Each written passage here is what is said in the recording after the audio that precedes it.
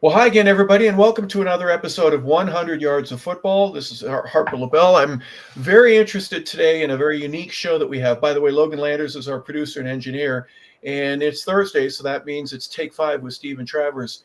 Steven, first and foremost, welcome to the show. Obviously, this is your time. How are things going there in the northern suburbs of San Francisco? We're getting our first taste of spring. It's about 70 degrees here in Atlanta. It was about 9 degrees this time a week ago. So I think we're really enjoying the first fruits of spring and the ability to get a little bit of a farmer's tan, if you know what I mean. That's amazing. There are parts of this world that are like that, where it can go from 9 degrees to 70. I thought I had bragging rights because it was about 70 degrees yesterday and I was volunteering. It was literally hot. It's a little cooler today, but definitely baseball weather. Well, if I can quote Mark Twain, and he was talking about your city there, the coldest winter I ever spent was a summer in San Francisco. And I'm sure that you can speak to it more at length, but I still remember as a kid watching the hot dog wrappers and the pretzel and napkins floating around Candlestick Park on that AstroTurf. It wouldn't stick to anything. And you could see visibly both the home and the visiting baseball teams. And in my case, I'm watching the Dodgers, and they're shivering. And it's a game in July. You know what I mean? It's just amazing how that wind can really put you in a spot where when it's not blowing, it's 40 degrees different than when it is. And that's enough to, you're not in shock, but it certainly can affect the way you play baseball. The Bay Area is an area of microclimates. So I'm in Okay. a town called San Anselmo, which is really, as the crow flies, probably no more than 13 miles or so from the Golden Gate Bridge. But it can be 80 degrees, 85 here, and it can be 50 at the Golden Gate Bridge. Yeah. And it's depending upon where you are, even in parts of San Francisco. Candlestick Park was in a cold part of the city. The current stadium is in a much warmer part of San Francisco. Yeah, but they got to deal with the high tides, if you will, from the swells, and the field can get wet. I've seen it happen a few times, but it is one of the most unique ballparks in all of the major leagues and maybe all throughout the world, just because McCovey's Cove and the closeness of being able to be in the Pacific Ocean. It is beautiful, and offers a spectacular view of the San Francisco Oakland Bay Bridge, almost seemingly above it. I mean, you can actually see the girders underneath the bridge from certain parts of the stadium, and there's a ferry that will take you right to the left field stands. It's a very unique and really nice ballpark. Yeah, I think taking the ferry would beat parking because there's no place to park. If you look at a Google search, folks, try looking at the surrounding area. You can't go. You can't go north really of where center field is. Everything east of that, that's all water. You're not going to park there unless you bring your kayak and try to catch a pop fly from Max Muncy or Barry Bonds. But that's certainly one of the issues of it. But I would imagine if you park on the other side of the bridge or somewhere, you can take the ferry and get to the ball game, and for a couple bucks, you save a fortune. Yeah, and it's a great experience, depending upon your situation. There are places to park. There used to be free places to park, which a guy like me who knows every inch of San Francisco, I used to know where to go. And for about 10 years, I would park in these locations, but they caught on to people like me, and they don't exist anymore. Yeah, I was going to say that knowing where the hole is in the fence to be able to get in for either the big game or the concert or whatever the event is, you always want to know one of those guys, don't you? Oh, I used to get into Candlestick Park free.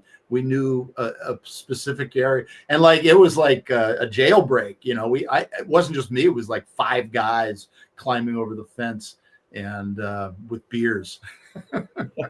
Well, in those cases, it's like the the small group that encounters the grizzly bear who's really hungry, and they go, well, I don't need to be faster than the bear. I just need to be faster than you. You need to be faster than the security Yeah, officer. yeah. And I was the one who got caught. Yeah. Yeah, well, all right. Well, we know why you were pitcher then, because Yeah.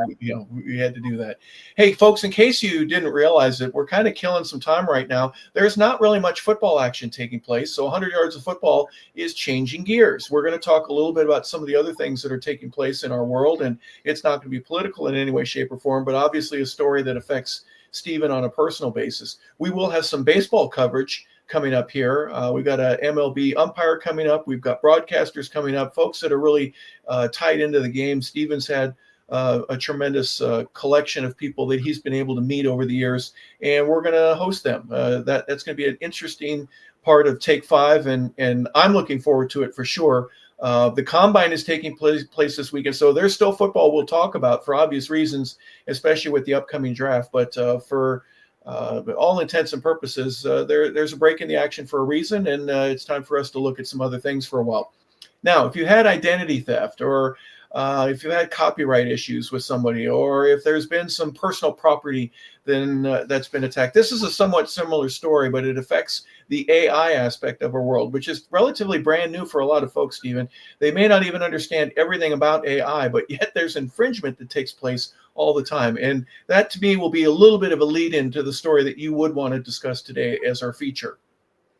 Yeah. And, the Academy Awards are coming up, so it's a little bit of a Hollywood story. In fact, it is entirely a Hollywood story. So I guess I can start and give you a little bit of background on this. I always was a writer at the University of Southern California. I did not major in film, but I took 2 classes in film, and one of them was a screenwriting class. And I wrote a screenplay there, and it was basically about my friends who hung out at the place called the 502 Club, and I gave them all nicknames like One Arm Bob and the Vixen Girl and Harry Lumpy and Pit Boston. And I would show it to my friends. And this was a screenplay that I wrote in my class. I got a straight A. The teacher was a legendary teacher, Dr. Andrew Casper, said it was outstanding. So I thought to myself, boy, that would be a nice way to make a living. But I did not go in that direction. I went in other directions after my baseball career was over.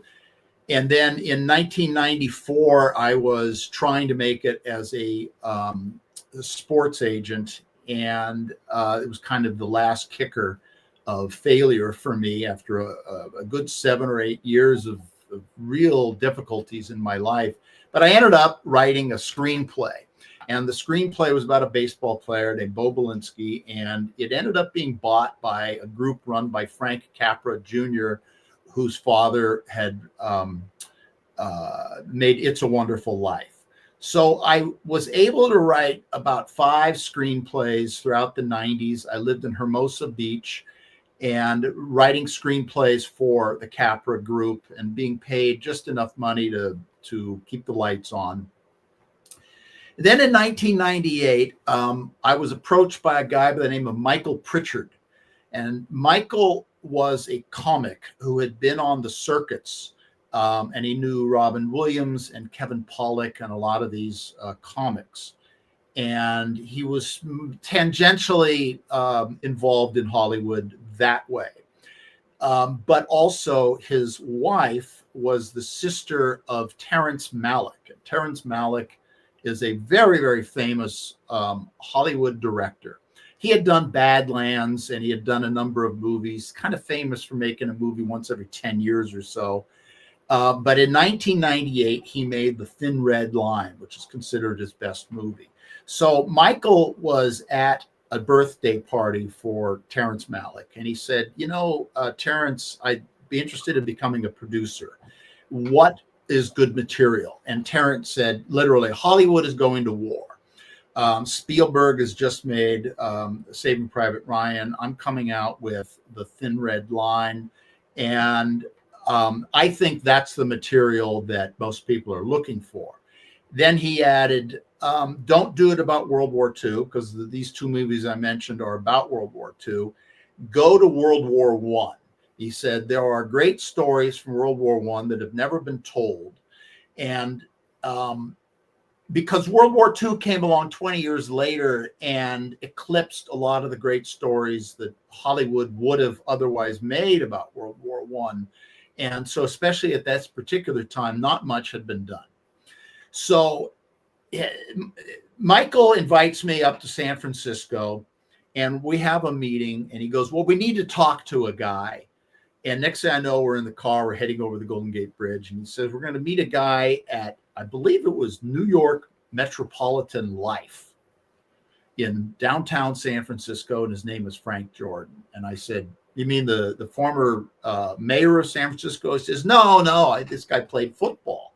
I'm going, you mean Frank Jordan, who kicked a field goal for USC to beat Notre Dame in 1978? He says, yeah, I think that's it. So we get there, and it is that Frank Jordan. And okay. I immediately said, you're my hero. I was in the stands that day. I mean, it was one of the greatest moments in sports history as far as this Trojan is concerned. And the reason we were there is because Frank, even though he was an insurance salesman, in the summers, he led battlefield tours of World War I battlefields in France. And I suppose it was, I don't know if he spoke French or not. I suppose it was to American and Australian and British tourists, I guess. But these were battlefields, the Marne, the Somme, Passchendaele, the Argonne, all of these incredible battlefields where a lot of trench warfare had been fought. And so he says, the story you want is the Lost Battalion. And the Lost Battalion was a unit, a battalion in the U.S. Army under Pershing. And this is fall 1918. And they were sent into the Argonne. And this was considered the big push, the final push that was going to win the war for the Allies. And the British and the French were exhausted, and it was up to the Americans, who had fresher troops and more people, to go in there and knock the Germans out of the Argonne. If they could do this, the war could be won. Well, what happens is the battalion gets into the forest, which is heavily forested area, lots of trees. They don't have anything like GPS or anything like that. They get lost. And they get surrounded by the Germans. Now, first of all, the first battalion was mainly a group of Irish Americans from New York City who were considered hoodlums, let me just say. But they were also consisted of German Americans from Milwaukee. And there were a lot of people who still felt that the German Americans would not fight for the United States against their mother country or their fatherland of Germany. So they had to prove themselves. And there were also some groups from Texas. And the battalion was run by a man by the name of Charles Whittlesey. And he was an interesting character. Whittlesey was a Wall Street attorney, and he was a pacifist liberal who did not believe in war. But he had also studied war, and he had studied the way waves of men were sent into terrible battles by Napoleon, by Pickett's Charge, by the Russian military, and without any regard for the lives of ordinary soldiers, these officers standing on high from hilltops overlooking the action, charge. And people would just be so he volunteered to become an officer in the U.S. Army, and his goal from the beginning was to save as many lives of his men as possible. So this is the backstory of the 1st Battalion. They also had 2 other experienced officers who were like the executive officers under Whittlesey, and at first these 2 did not like the fact that Whittlesey was the commander and placed ahead of them. They thought they had the experience to be the commander, but they settled into their roles and they entered this the Argonne, at which time they were very quickly lost, and they were very quickly surrounded by the Germans, and the very heavy German artillery, and constantly being bombarded by what's known as potato mashers. And potato mashers was a German version of a hand grenade. They're hand grenades. If you've ever seen World War II movies, you see what they look like. They don't look like American hand grenades, but they were constantly landing and blowing up. They ran out of food. They had no medical supplies. They were hanging on by their fingertips. And there were many offers by the Germans for them to surrender, and they refused to surrender. And they kept fighting and fighting and fighting over several weeks against the greatest possible odds. And hey, Stephen, real quick, if you don't mind me interrupting, just for clarification, the picture looked to me more like a company. A company is between 100 and about 200, maybe 250 guys. A battalion is 300 to about 1,000, if I'm not mistaken. So that's a lot of guys when you have to think about, they don't have any food, they don't have any ammunition, they're running low on it, they need supplies. 1,000 guys, and you can't get to them. That's a pretty significant number. Correct me where I'm wrong, but please continue. Yeah, I couldn't tell you the exact number, how many were there. Maybe it's possible that some of them were had been separated from each other, and they didn't all know where they were, which was also a problem. So the way that they were supposed to connect with the men behind the lines, this is General Blackjack Pershing and his headquarters units, was by and large through carrier pigeon. And so they would send these pigeons up into the air with notes saying, this is where we are, more or less, or this is where we think we are. And the Germans would shoot these pigeons down. There was also some reconnaissance by aeroplane, and it was called aeroplane in those days, not even airplane, that may have determined to some extent where they were. And there were also runners who were tasked with trying to get through the German lines, and they were generally caught and imprisoned. And these guys actually were generally used by the Germans to send back with surrender demands. And they were told, if you'll surrender, you'll be fed, we'll treat you well. I mean, I think the German inquisitor had lived in Seattle, and he spoke perfect English, and he talked about baseball, and he liked Greta Garbo, and he made it sound like, oh, where are your friends? You don't really want to be fighting us. And there were a lot of German Americans who were in the unit who easily could have been persuaded to give up, but they refused. Whittlesey refused, and he led with incredible valor. Everybody was very valorous, and this went on for a number of weeks. Finally, he gets a hold of one of the privates. His name was Abraham Krotashinsky, and he had grown up in the mean streets of Chicago as a Jewish kid, running for his life while Irish kids were trying to beat the heck out of him. And he volunteered. I know how to get past these guys. I know how to find hiding spaces. And that's exactly what he did.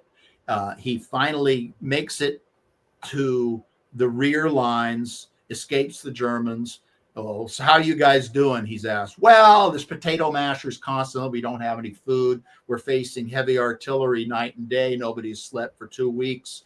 Half our guys are dead, and we don't have any hospital. But other than that, we're doing great. That kind of reaction. It was at least the way the story had been told in terms of the books and the research that I did, and that Frank Jordan had told me. It was very much written like a John Milius script, that, with a lot of punchy U.S. arrogance, shall we say. We don't necessarily see that in movies anymore. There's probably more realism, but there was a feeling that, hey, we're the Americans, and, we can overcome anything. And that was really kind of part of the story. And I think a lot of it was based in some reality. Anyway, once they had Krotashinsky's coordinates or what have you, he was able to lead them, and that the reserves with large artillery were able to come in, rescue them, and defeat the Germans. And now we're talking November of 1918 and November 18th, on the 11th hour, the 11th month of the 11th day, the German high command surrendered and World War I was won. Well, the Lost Battalion was immediately hailed as a huge celebration. And there were 3 medals of valor given, one to Whittlesey and to both of his lieutenants. And they were given a free lunch from one end of the continent to the other, as well as in Europe. Whittlesey, however,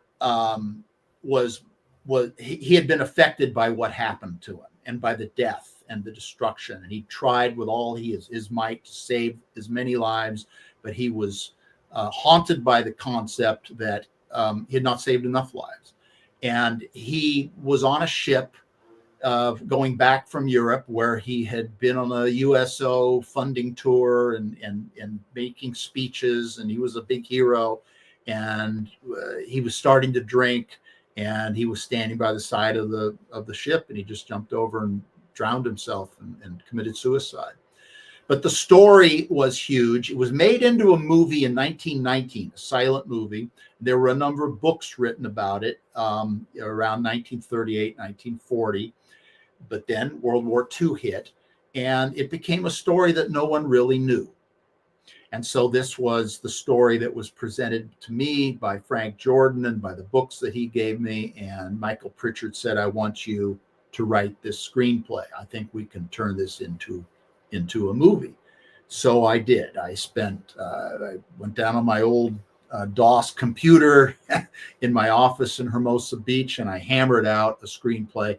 And I'm telling you, Harper, I've written about 15 or 16 screenplays and a few teleplays and stage plays. And some of those were good and some of those were mediocre. This was really, really good. In fact, I reread it not that long ago. And I mean, this is something that John Milius might have written. John Milius, by the way, wrote Apocalypse Now. And it was, I really felt it was as compelling as Saving Private Ryan or Thin Red Line.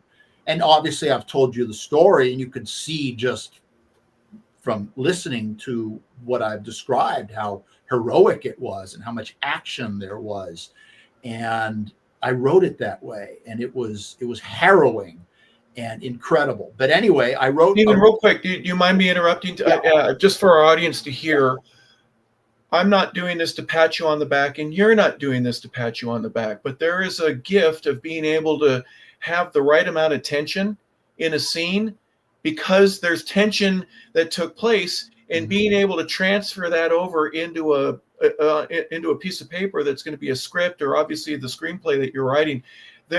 Not everybody can do that. So talk a little bit about that process and how your ability to get out of the way, but to make sure that the action when there's action, or no action when there's not, and keep it as true as possible to the original, I would imagine, the historical documentation that you had from things that people said or interviews that people knew somebody said or did this, and being able to put that down on paper. Talk a little bit about how that works and the magic that is needed to make it happen correctly. I don't have the main book that I used in front of me, and so I can't recall right off the bat the name of the author. It was a 1940 book, and actually had been explained to me by Jordan that the copyright lasts 50 years. So the author had deceased, and his copyright no longer existed after 1990. So I was free to use it. And to be perfectly honest, he really did a great job in the book describing it. And so I don't want to say I copied it or stole from it, but I'm giving him credit now for sure. His descriptions in the book were spot on, and that played a big role in the way I was able to write it, because he just had you in the moment. And so he used a lot of words that he put in all caps. So you're reading it, and then 3 guys are sitting around the campfire, trying to eat, a dead rat, and then boom, an explosion, and you get that feeling of sudden mayhem. And if you've seen, for just a good example would be Band of Brothers, and this story is the Battle of the Bulge and the story of the final battle in Belgium that occurred in the Band of Brothers towards the end of that series. And this is the World War I version of that. This is the final battle that really wins it, and pushes the Allies to victory. And anyway, what you see in Band of Brothers, they'll be sitting around and it's freezing cold and they're trying to stay warm, and then boom, an explosion, and then 50 people are running like chickens with their heads cut off because they don't know where to go, there's no place to run, no place to hide. Explosions and fire and death and destruction. And who do you help? What do medics do? There's 10 guys lying around. How do you decide which one you're going to help? It's absolute madness. And this is war. And I've never been in war. I've been in the Army, but I've talked to some Vietnam veterans. My father was in World War II. But how do you describe it? And I think I did a really good job. And like I say, a lot of it was because of the source material. That source material did a very good job. So that answers that question. Yeah, and I appreciate you doing that, because like I said, it's not easy to do. But if you get the boom where you want people to understand it's a boom, but more than that, there's the mayhem that's associated with it. In an instant of time, there's so much going on, and it's hard to describe all of that again on a piece of paper. But those that do, for obvious reason, it takes a special talent to be able to do that. Please forgive me. So please continue with the story, of course. That was a great question. And in fact, I wanted to be able to mention that great book that I use. It's called The Lost Battalion. It was written I'm pretty sure it came out, copywritten in 1940. Interesting year. That was before the United States entered World War II. Yeah. So, but war talk was in the air during that time. And they very well made, this was a story that John Wayne would have been in. Clark Gable or somebody would have been the hero of this story. But World War II comes along, and instead they're making, other movies with John Wayne and the fighting Seabees and Marine Corps movies that he was making, and From Here to Eternity. That's all World War II. And World War I gets lost in the shuffle. But it was an amazing war. It was an incredible war. And I mean, getting back to the history of it, you could study going back to the 7-year succession, how politics led to World War I, how the Russian Revolution occurred because of it, and how it basically set the stage for the Nazis in World War II, and how the world we live in today came about largely because of what happened in World War I, 1914 to 1918.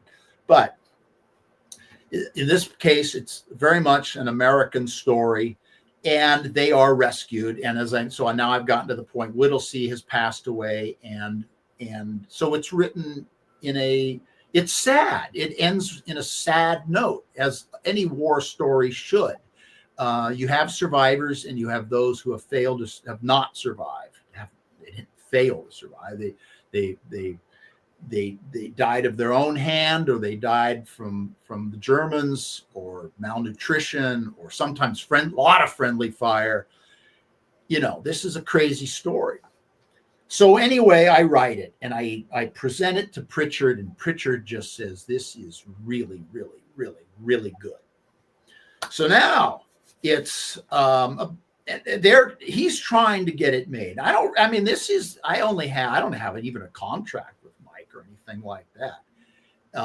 And so we're trying to get it out there any way that we can, and I don't even have an agent yet. I think finally I get an agent by 99, and that's Lloyd Robinson of Suite A Management in Beverly Hills. He signed me because I had written another screenplay.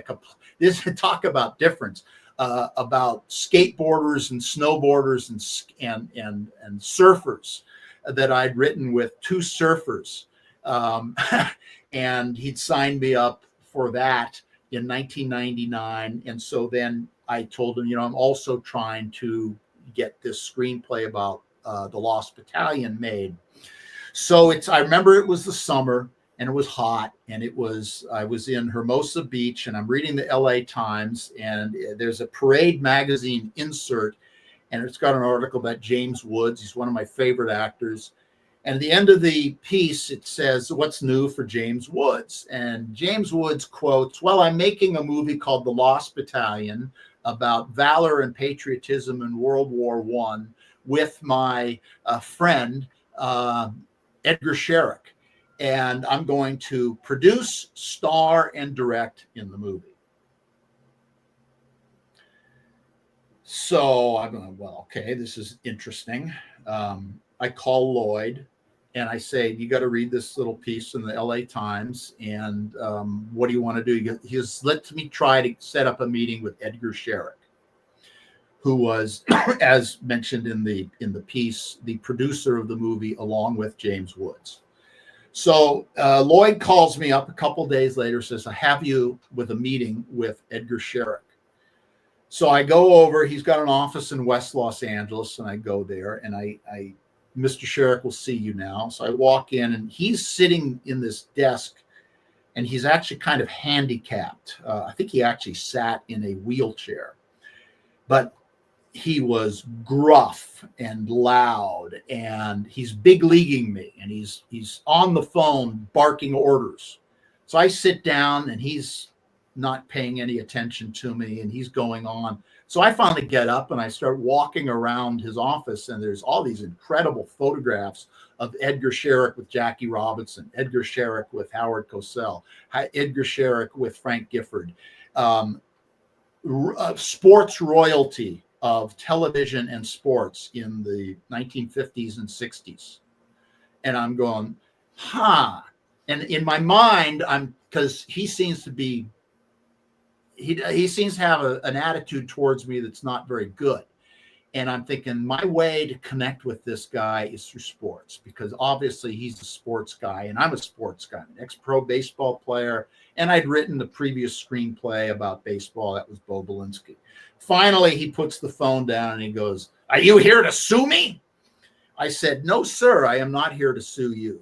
I've written a screenplay called The Lost Battalion, and apparently it's the same material as a project that you are working on of the same name. But I realize that it's probably it's just a coincidence. And this material is not owned by me, and it's not owned by you. This is historical material.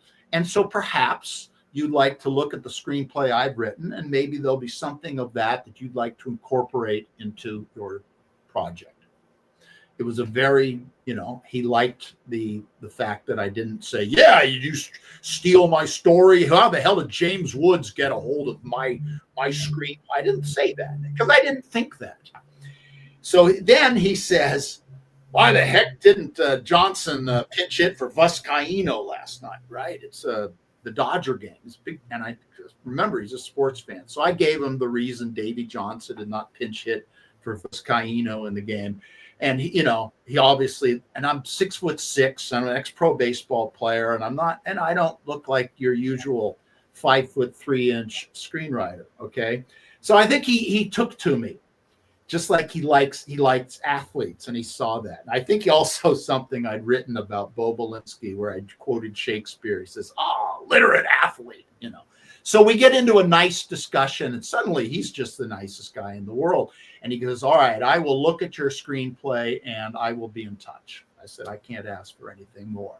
A week later, Lloyd calls me and he says, "I don't know what you said to Edgar Sherrick, but he just loves you. He wants to buy your screenplay, and he wants to incorporate the dialogue, mainly of the Charles Whittlesey character, and his backstory as a Wall Street lawyer and pacifist, which is not in the screenplay he had.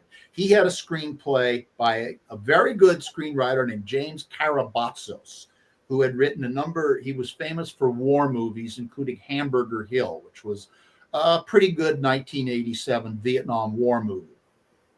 But he didn't have the backstory on Whittlesey that I had. And so, yes, he wants to buy your screenplay. And when Edgar Sherrick buys a screenplay, you know, it's $100,000, $200,000, you know, in late 1990s production money. And, you know, he's gonna get it made because this guy. Oh, okay. So a little bit on Edgar, and this is his sports background. Edgar Sherrick started Wide World of Sports. Edgar Sherrick started the Saturday baseball game of the week. Edgar Sherrick gave Howard Cosell his first shot when nobody thought Howard Cosell, and we've talked about him, could be a sports announcer with that strange Brooklyn accent of his. And then he had started Monday Night Football. What happened? Well, he got into an ownership squabble with Roone Arledge, and Roone Arledge won out. And so Edgar had left Monday Night Football and headed off to the sunny climes of Hollywood, where he had made a number of movies. I don't have it in front of me. Bewitched, the Taking of Pelham 1, 2, 3, The Stepford Wives, a number of TV shows, movies, television movie of the weeks. And by 1998, he's probably what he was looking to do was to do something with Showtime. He had a deal with HBO. I'm sorry, because this was the changing landscape of Hollywood at this time. So it wasn't necessarily going to be a 2-hour movie. I can't say for sure. Maybe it was, but so Lloyd tells me this. I call my friend Brad Cole, and Brad had been on a set. He was an actor. He had been a successful actor in Paris. He was also a soap star in the United States, and he had done a lot of television shows and movies and sitcoms.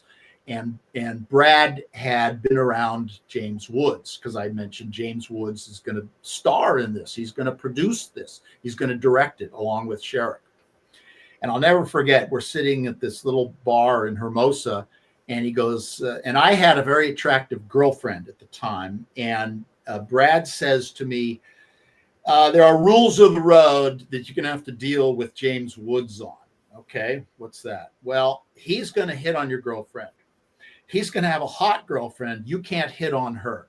So it's a one-way street. It's not a two-way street. I said, okay, that's fine. I'm sure we can work on that. And so we're popping champagne or beer or whatever it is. We're celebrating. This is the moment in The Player when Tim Robbins says to the two writers, go home, crack a bottle of champagne. Your ship has come in. This is your project. The check is in the mail. It's greenlit. It's going to happen, hooray, hooray, hooray, and I've been struggling. This is 99. I've been struggling really 5 years down in LA, living hand to mouth, trying to make it. And now the moment has come. A week later, about 10 days later, I get another call from Lloyd. It says, I got bad news. What's that? Your program, your movie has been sunk by the International Creative Management Agency, ICM. At the time, the biggest talent agency in the world. And their client list at that point was everybody who was anybody. They had surpassed CAA and the William Morris Agency. They were number one. Why had they sunk my project? Because Lloyd said it is, what's the word for it? It's packaged. Packaged. I never heard of that. Yeah.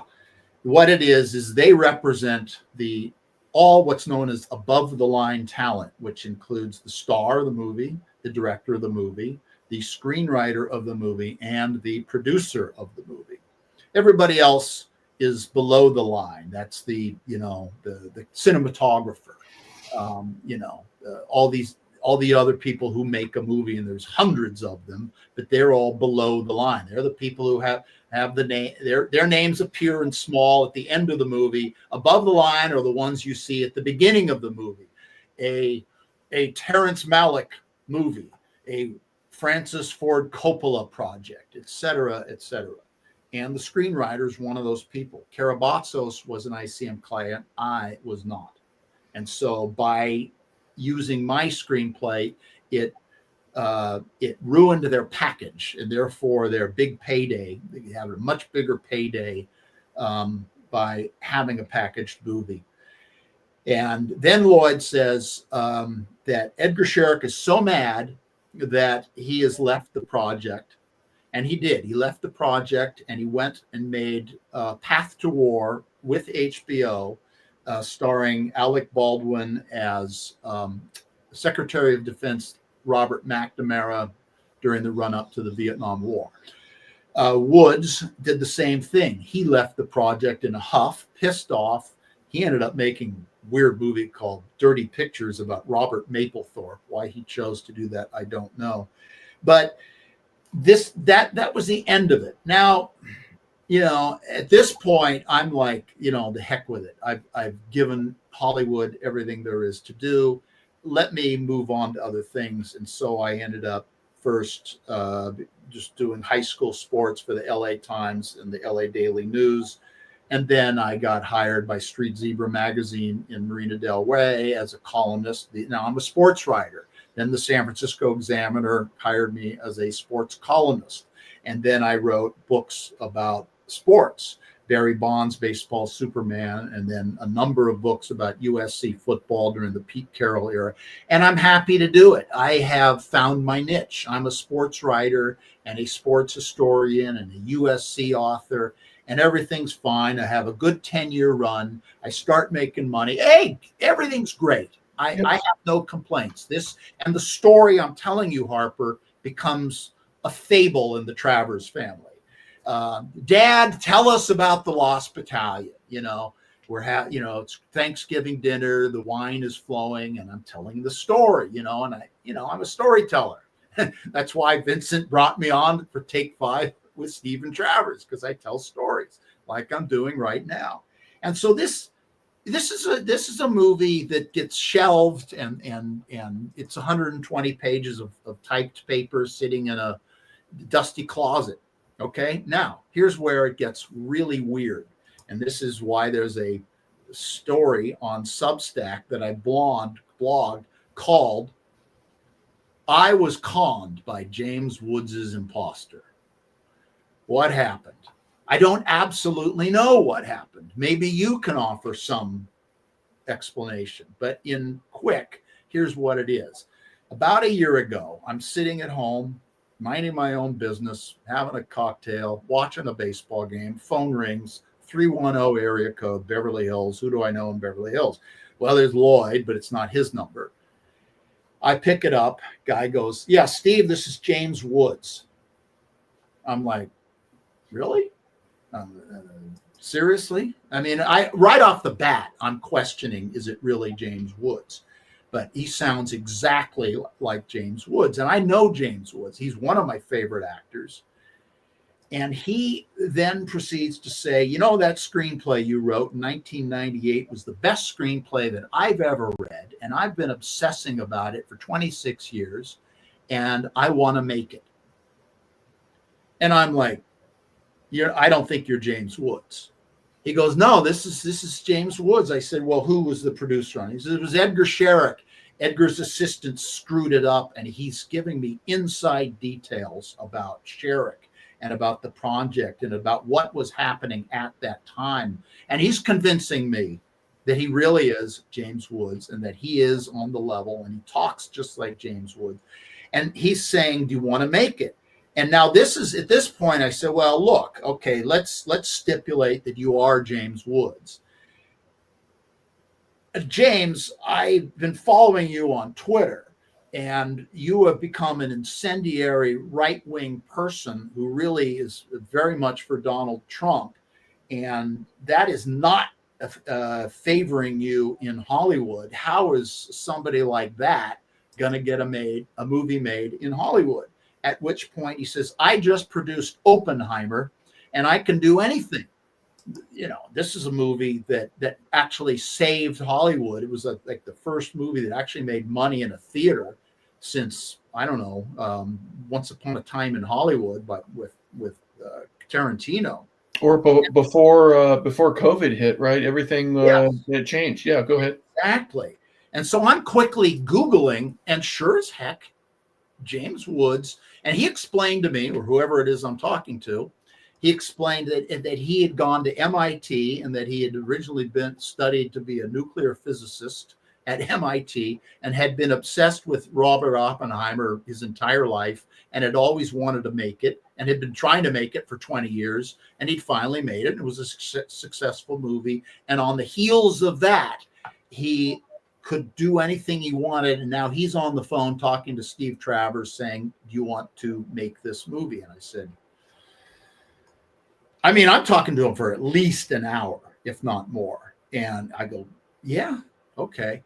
I go ahead. I find the screenplay, as I said, with dust all over it. I take it down to the Geek Squad at Best Buy, and I make copies of it, and then that's right, I had it on a floppy disk.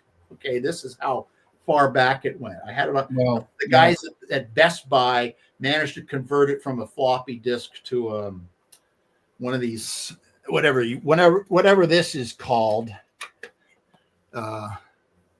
Okay, a little port. Yeah, we're good. Whatever you want to call. That's where it is now.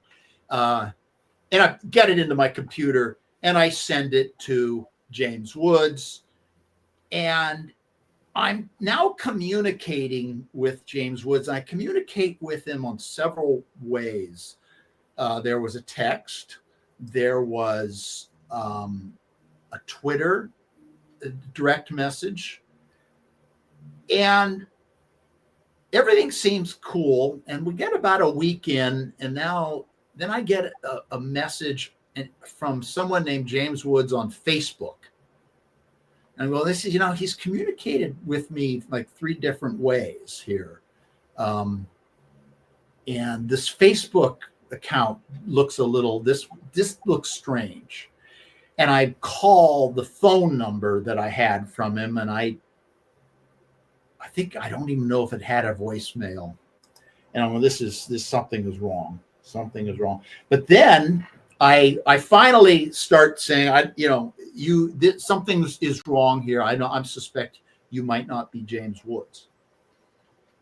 And I get a direct message. This is where it gets weird, Harper. I get a direct message from James Woods on his Twitter account.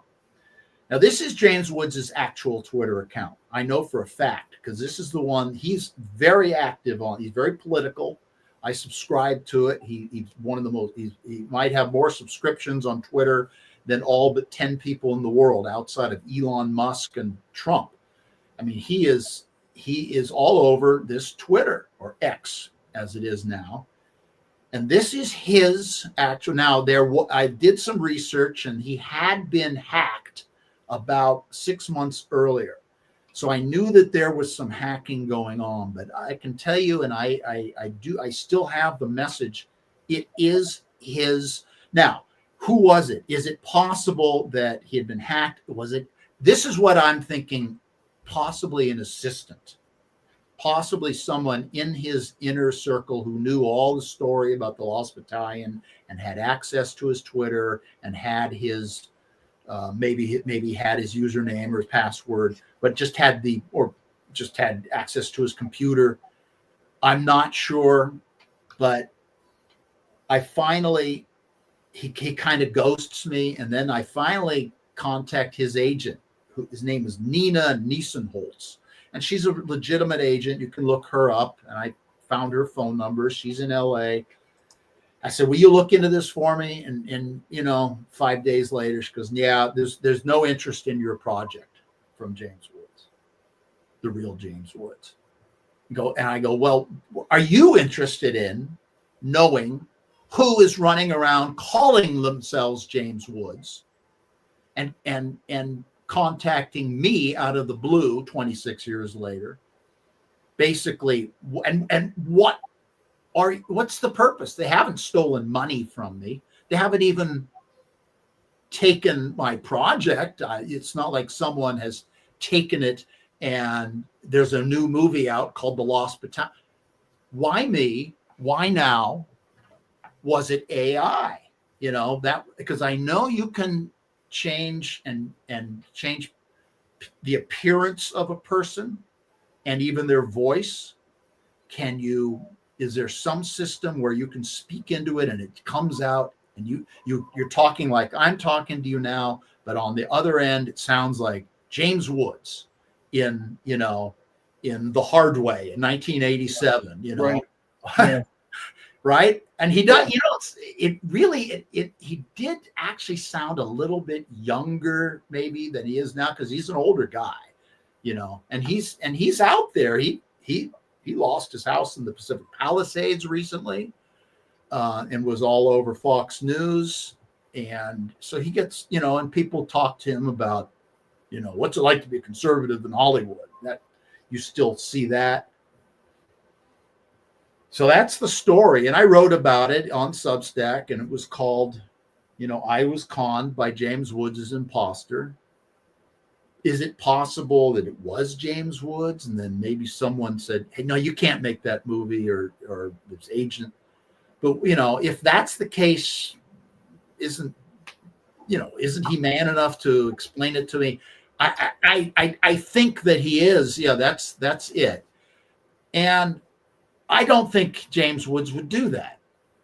But then again, why is he and his agent not even supposedly caring who's using his name to contact a legitimate author like myself, a legitimate former screenwriter, with this offer that he did, like, let's make your movie. I did Oppenheimer.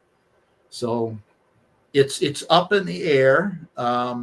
It's a strange cautionary tale of Hollywood that morphs into the odd story that AI is a big deal in Hollywood these days, mainly because there are people they can use actors' voices. You don't have to have Tom Hanks or even Tom Hanks's visage, his physical person. You can fake Tom Hanks and put him on a screen, make it look like Saving Private Ryan Part 2. You can change people's appearance to make it look like they're not 80, they're 55. You can use their voice.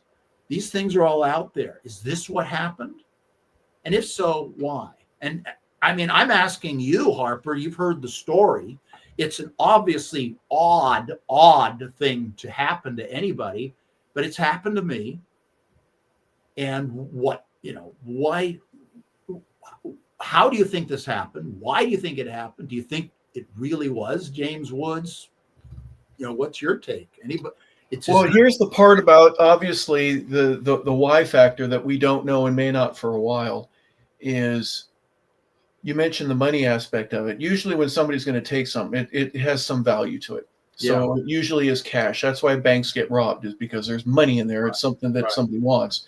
And as you mentioned, there's really not money involved. There's the potential for it, but really the money would come to you, not from you. Is, hey, we're going to pay you for your screenplay, and let's put that deal together.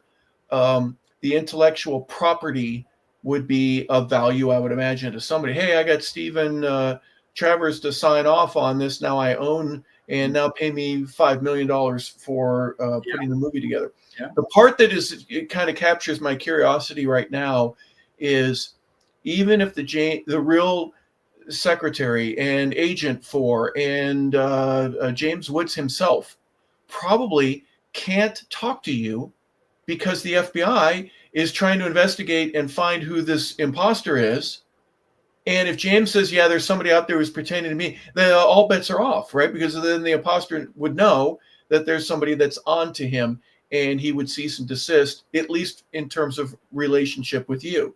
So that's the part of this little scenario at a FBI, a state, or even bigger CIA in investigative department might be looking into, that you may not ever know until they find who this person is, and then they can finally contact you. But can you believe them if that's real? So what a I'll call it a cluster of information that has everybody asking why, and there aren't any answers right at this moment. They have to develop, obviously.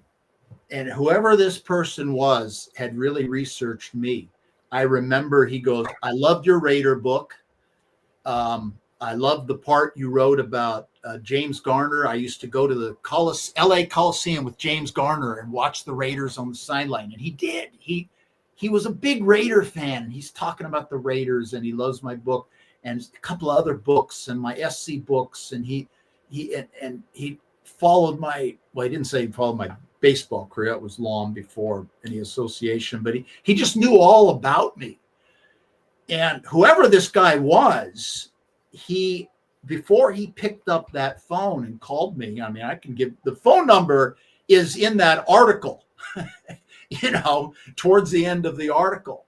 And I've got his, all the Twitter handles, the Facebook links, the email address that he used, his agent's phone number. I put it all out there. So anybody who wants to do a little sleuthing on my behalf, or just on the behalf of getting to the bottom of something, can look into this. I think the email was jhwoods@mac.com. I don't know. Is that James Woods's email address? You can look up the phone number that I think it was a 310-424 number, something like that. It's in the back. It's at the end of the story. Well, you mentioned Steven from Saving Private Ryan. Are you James? I'm sorry. Are you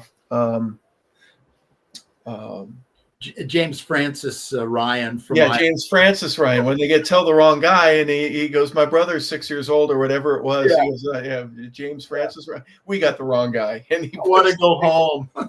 He puts his papers back into his vest, and we got to go. But then James Francis Ryan from Iowa. Yeah, that's me. And obviously when you get Matt Damon, now the movie can progress. So goodness gracious, this is I called it a cluster. That what a maze of information here that needs to be digested. One obvious question is there any value to you paying a private investigator to do more research to find out more about who this guy quite possibly, who he is? No, not really. My approach to it has been to shed light on it by writing an article about it, by talking about it here. But this is just like the one night, two teams story that we talked about just a couple of weeks ago, Harper. The bottom line is it's a great story and it should be told. Now, let me give one caveat. There was a movie called The Lost Battalion, and you can look this up. It came out around 2002, and it was on A&E. It was a made-for-TV movie, and it starred Rick Schroeder, who had been he'd been a child television star in the 80s. Or the 70s maybe, and he played the Whittlesey role, and it was on A&E, and you can find it. You could probably look it up and watch it for free on YouTube, and I have, and it's not bad. This is what happened, and that's it.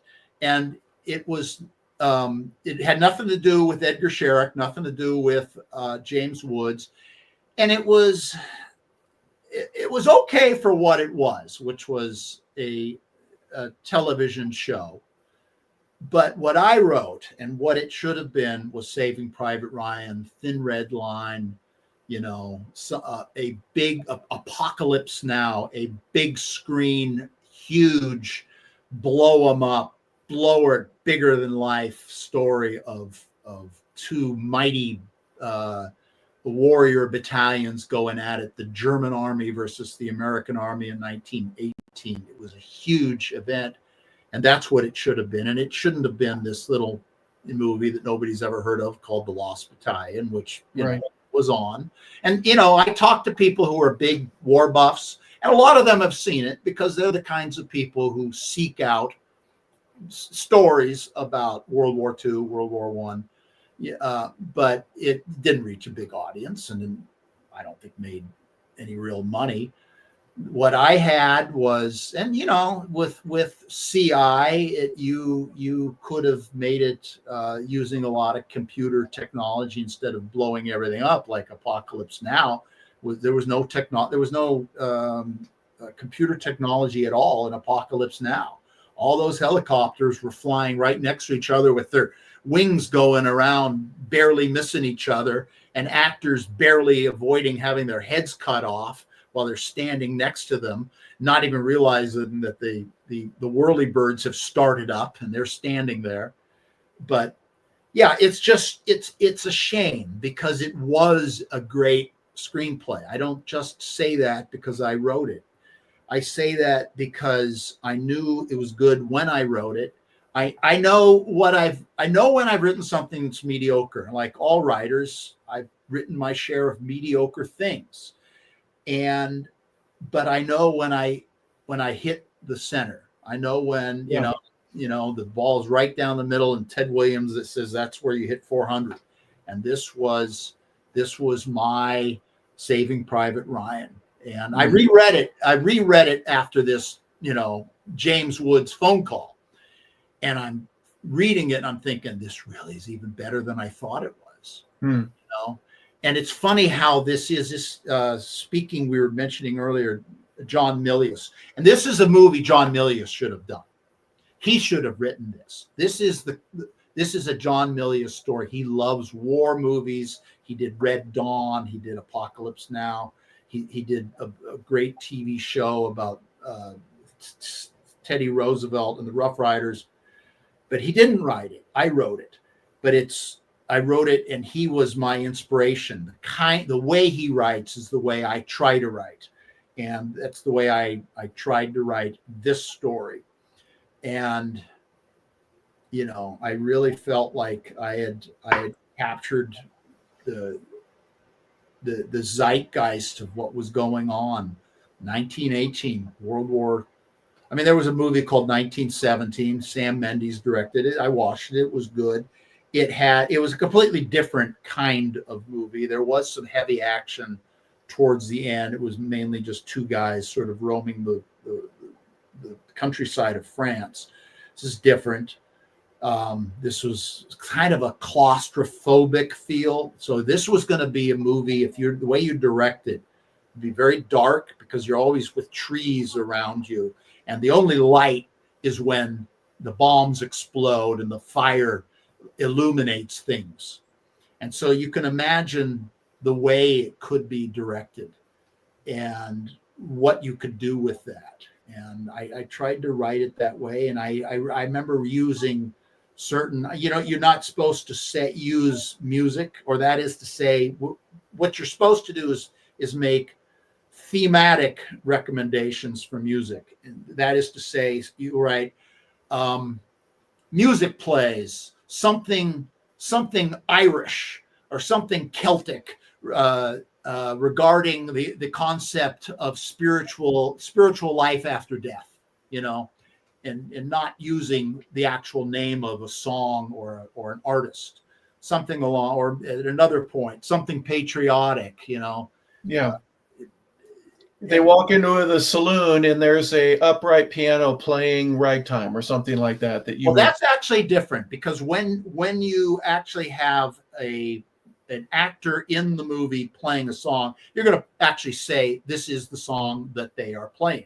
But when you are recommending music, if you're citing the mood or tension or a lack thereof, that it doesn't matter. It's just the music is an effect, correct? Exactly. Yeah. Exactly. So and what I like, and I'm kind of borrowing from a lot of stuff. Braveheart, which was really had only come out a few years earlier, and you've seen it a lot. So I'm not the first to come up with it, but Irish music gets used a lot, Yeah. or Scottish music that is very, very lilting and beautiful, and the mood is sadness. People have died, but their spirits live on, right? This Right. is what we this is what mankind strives for, that we don't die on the battlefield. Our lives go on beyond it. And so that's what makes music so beautiful, is it reaches into our hearts. And so that's what I was trying to convey as a alternative to all the death and destruction that I'm writing about on the paper. People are dying. I mean, they're being decapitated. They're burning alive. This is a very, very violent episode that lasts 2 to 3 weeks for these poor guys who got Yeah. in. One of them couldn't handle it, and he committed suicide. God only knows. We don't really know. We don't, the term, what is it, the term that we come up with after Vietnam, post-traumatic stress disorder. That's kind of invented in Vietnam, but obviously it existed long before Vietnam. Roman soldiers had it. The soldiers of Sparta and Greece had it, and so did all these soldiers in World War One. And you see, this is why they have it, because you're night and day during this period of time. Their lives are constantly at risk. Yeah. Yeah, the lot of stuff there. Back to the music. If you have a bagpipe, you are talking Irish, Scottish. If you have a didgeridoo, you're immediately thinking Australian. If you have a set of military type drums tapping, you can think American music, or at least the pace there. The importance of that, absolutely critical to setting the mood of any scene when you use it. So that's a critical aspect of it. Yeah, the movie itself, the Lost Battalion theme, isn't the whole. It's not like the Titanic. We know what happens with the Titanic, right? We know. Yeah. In the first half was the story that basically there's a love story. We don't know if that happened. That's just all, it's the iceberg. That's when the movie, to me, that's when Titanic starts. There are messages that are made and other stuff, but I'm just saying the movie there, World War One in particular, there are so many little facets that touch the final portion of that, where the armistice is signed, right? But little things that this movie would touch that would affect other battles or be affected by other battles, and putting that together, just like they did in Band of Brothers or they did in Saving Private Ryan. It wasn't the be-all, end-all of the war. It was just a small little sliver of it that affected a few people's lives that we got to know as characters. And I think that's the magic, again, of good writing, as you say, or actually producing a movie that you make a hero or a group of heroes out of this little portion of history. Yeah, and we know we won World War One, but we don't know that we won this battle. Right. This could easily have been like the Market Garden campaign, which gets mentioned in Band of Brothers. The Market Garden campaign was an ill-fated political move by Winston Churchill to give General Sir Bernard Law Montgomery a chance to get credit for winning World War One. Right. Sent in a lot of German and American airborne Rangers into Arnhem, Holland, and they were immediately welcomed by beautiful Dutch girls who were kissing them. Thank you for liberating us. But they hadn't completed the mission, and it ended up being a loss. They were defeated at Market Garden. And so instead of the war being over by Thanksgiving 1944, they're still fighting. So that was an aspect of, people watching Band of Brothers and don't know history like I do, they don't. Oh, they didn't know that we lost at the Market Garden. That was actually was interesting because that movie was the William Goldman turned that into a movie called A Bridge Too Far, 1976, and I read his book, and he said the main thing that I ran into about making that is we didn't win that battle. How are you going to make a movie in which the Americans and the British end up losing in the end? Yeah. And the only thing you could is, well, we know we won in the end. This is similar. We don't know. If you're watching this movie, you don't know whether this was the first. I don't know about who the Lost Battalion was. Maybe they're all slaughtered, just like Gallipoli, which was a Mel Gibson movie. They got slaughtered. They lost. And Winston Churchill resigned as Secretary of the Navy in the British Commonwealth and went and actually became a private and went back and fought on the lines. He was so distraught with his role in sending these guys to defeat. But that's another story. Right. But yeah, so that would make the tension in this even better. I mean, look at Saving Private Ryan. Most of our heroes in this story die. Hanks dies in the end of this movie, so Damon can live. Almost all of them, I think. Yeah, absolutely. It was a disastrous result where even the troops themselves say, "Hey, we lost two of our guys when they find Ryan, and then they lose the rest of them trying to defend the bridge." The touching point of the tragedy of this and the many, many losses that everybody faced, not just Americans or British or obviously the Germans, highly underemphasized. It's only we want to celebrate the win. We don't want to feel the pain of the loss. It's really interesting. You could write a great story about a super battle that took place. But if too many lose and you don't get anybody to watch the movie, then you're not going to pay for it. They're not going to make those movies anymore. Someone's going to say, we better feel good at the end of this thing or else we're not going to do it. Yeah, and that's where, they win the battle. And so actually what happens is they win the battle and Whittlesey returns to the back lines and reads the riot act to Pershing and all of Pershing's commanders. What you did was unacceptable. I lost half my guys to friendly fire. That was unacceptable. That was the word he kept using. He was pissed. And he didn't even look at it like it was a victory. Well, you're a hero. Well, I don't feel like a hero because half my men were killed and I failed to protect them. And he ends up committing suicide. And the final scene is the two succeeding Medal of Valor winners are at the funeral site where all these crosses are and all these men of valor have died. And, they're talking about, Whittlesey and how many men he did save and, how he'll be remembered and, what was this war about? They try to make sense, of why do people go to war? That's, if you ever want to talk about a strange philosophical concept, Milius believed that we are of original sin. Therefore, we are violent creatures. We're the only creatures, or almost the only creatures, who kill for pleasure and fun.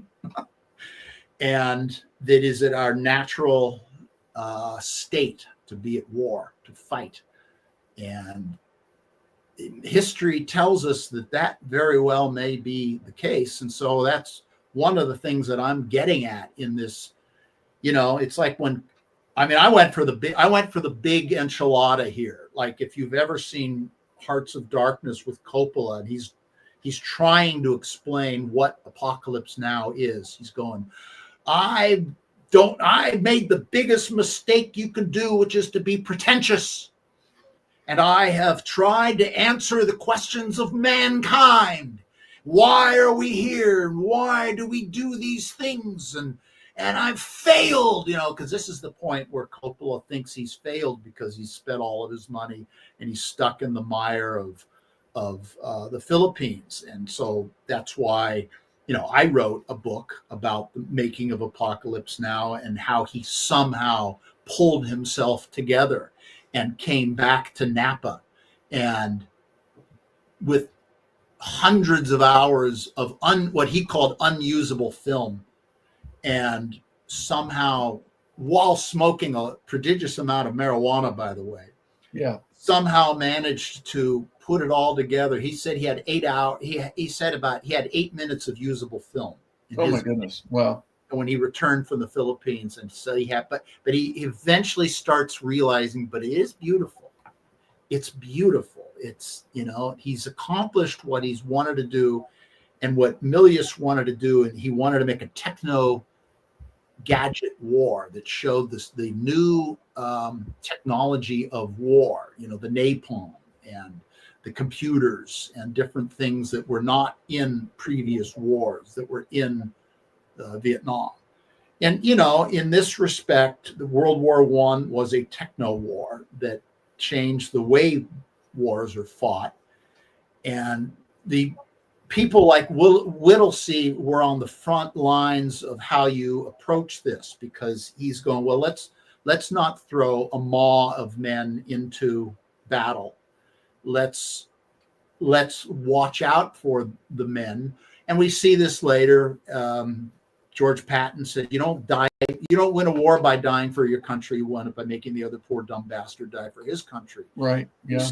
Dwight Eisenhower did everything in his power to see to it that as few Americans as possible and as few allies as possible die, while as many as the enemy perish as is possible, because that's how you win a war. But Stalin sending, every Russian he could get his hands on into German fire, half of them not even carrying weapons. They're told, as soon as your comrade dies, you pick up his weapon. Yeah, that's going to really, that's really good for morale. That's a great strategy.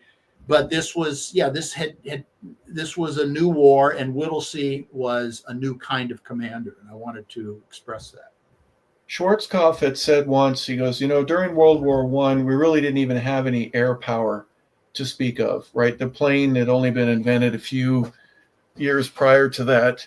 But World War II, he said, we would try to take out a building, and you drop 15 planes worth of bombs, and you destroy 3 entire city blocks.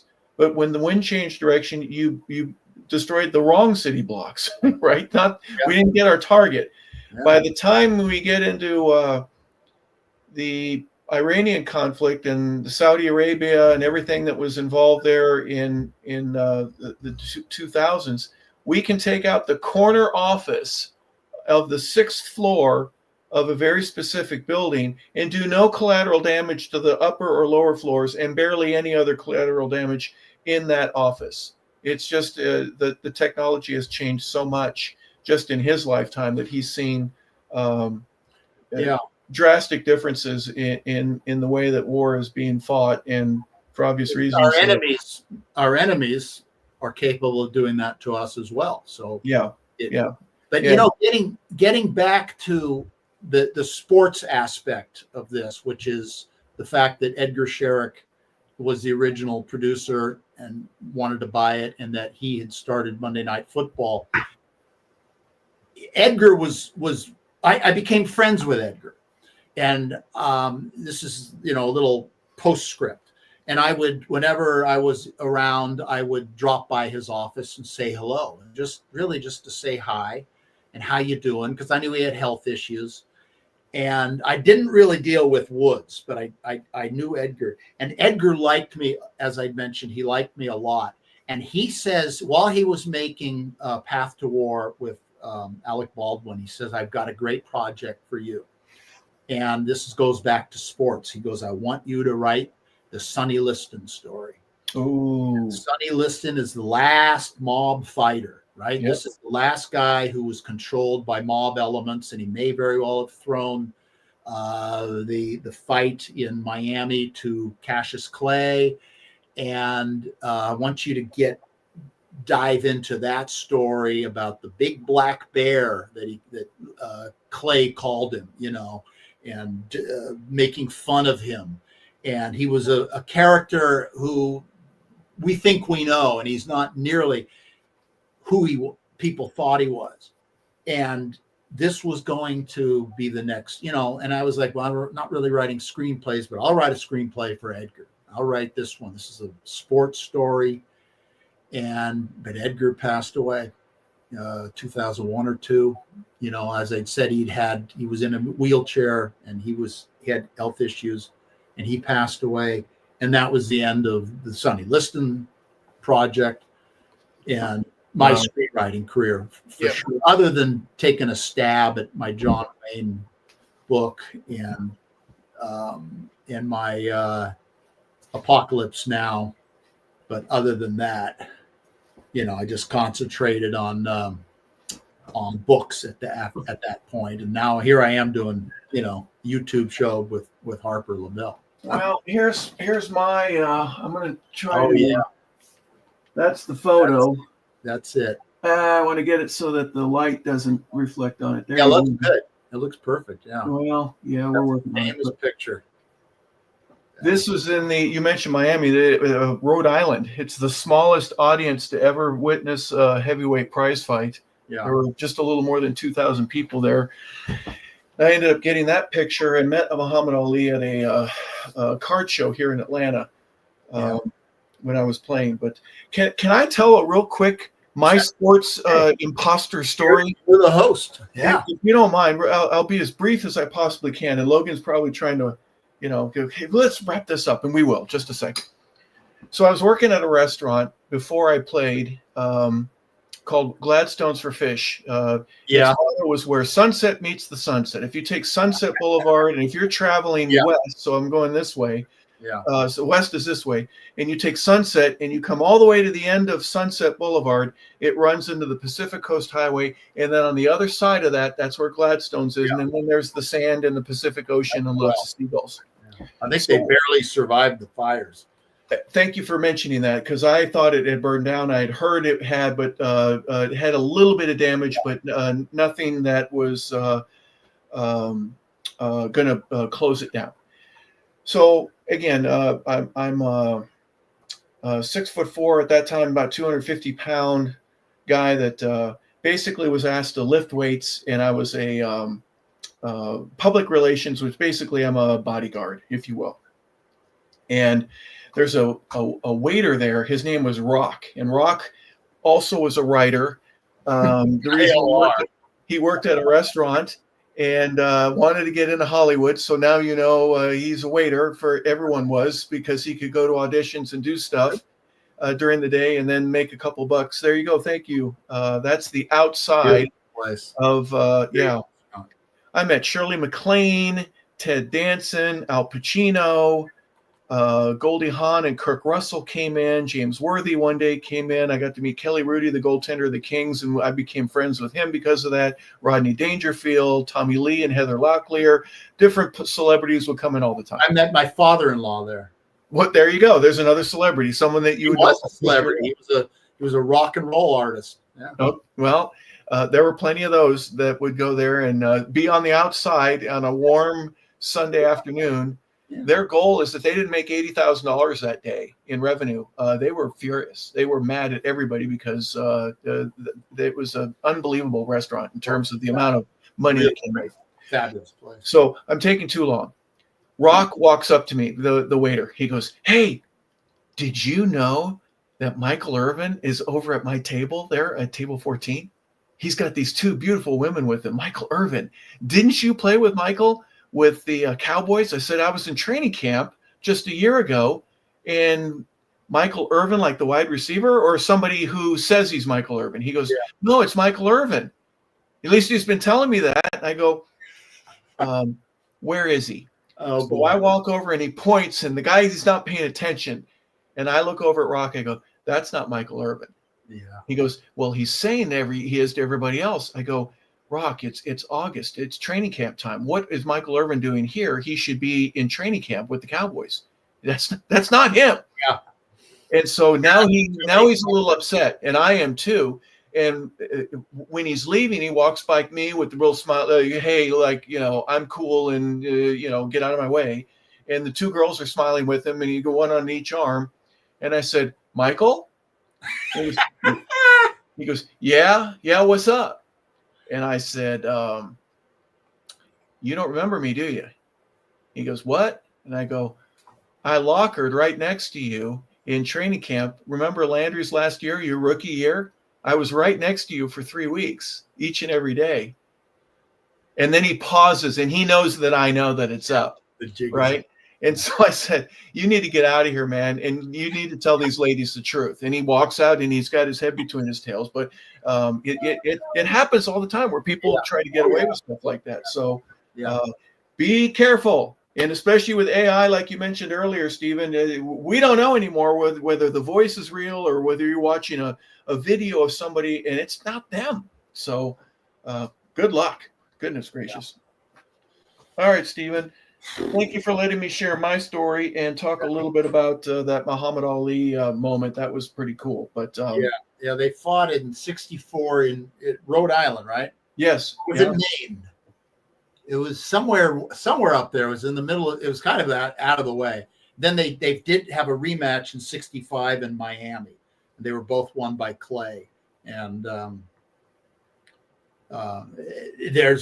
word was that Liston, I don't know whether he threw the first one, threw the second one. That punch that you showed, if you break it down in slow motion, you'll see it actually didn't really hit his chin. No. And give credit to Ali being the type of guy that he was a death by 1,000 paper cuts type guy, right? He'd sting you. By the fourth or fifth round, you've been hit 1,700 times in your nose.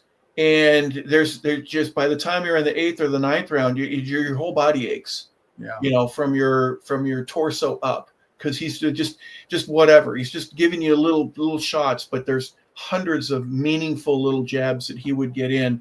And that time that you don't pick your hands up as well as you can, he was a master of being faster than you and wearing you down, because he was in great shape as a youngster. But for obvious reasons, that's a classic photo and one of the icons of all American sports. No question. Yeah, no question about it. Well, if anything else, let's wrap up today's show. Thank you for sharing as much as you did. And if anybody wants to know more information, Logan had placed it up, but I was conned by a James Woods impersonator. Is that correct? That's the name. Imposter. Yeah. Imposter. Yeah. Called him an imposter. And learn a little bit about that. And then I'm going to send a link to this show to James Woods at Twitter and go, hey, James, if you have, because here's why is he not interested in getting to the bottom of this?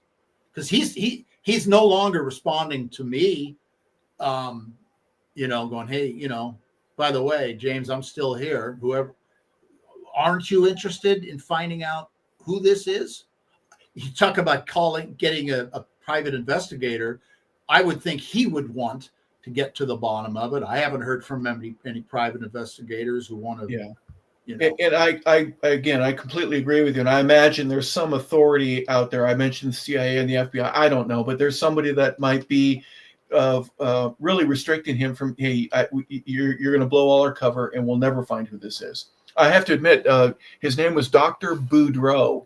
We would hear in NFL training camps from either FBI or state agencies. Each team would have meetings with the Players Association, and they were trying to find this guy. He affected some baseball players and a few football players, and it took almost a decade to finally catch him. But horrible stories. We'll talk about it off the air a little bit, and then maybe if it's worthwhile, we'll talk a little bit on the air about just some of these people that go out. But there's a goal, there's a money grab in this that doesn't seem to be a part of what you, at least it hadn't developed into the money grab yet in terms of your relationship with James Woods. Yeah, so the motivation is still up in the air. Other than, I mean, I don't know. I mean, to make me crawl under a desk. I mean, I'm a writer. I decided to write about it and to talk about it. So it's all out there. It's in the public. What happened to me? It's happened exactly as I described it, or to the very best of my knowledge and memory. It wasn't right. That's the bottom line. This wasn't right. Well, if we stay in the television mode, not the movie, but every time the guys would go out on Hill Street Blues, the Sarge would say, "Be careful out there, everybody. Be careful." Right? Absolutely. Yeah. Yep. I have friends who were in that show. Well, again, that'll be another topic for a different day. But for now, Steven and I just want to say thank you for tuning in. This has been Take 5 with Steven Travers. Logan Landers is our producer and engineer, and sometimes there's some crazy things that happen. So we took an episode of the show to talk a little bit about that. While the baseball season is getting ready to kick in, as football has wound down, we found a little bit of a window to talk about some, personal things, and obviously they're non-sports related, but we'll get back to that at least in the next couple of weeks, we promise. So thank you for tuning in to 100 Yards of Football with Steven Travers. This has been the Take 5 show with him, and I'm Harper Lebel, wishing everybody a fantastic rest of your day.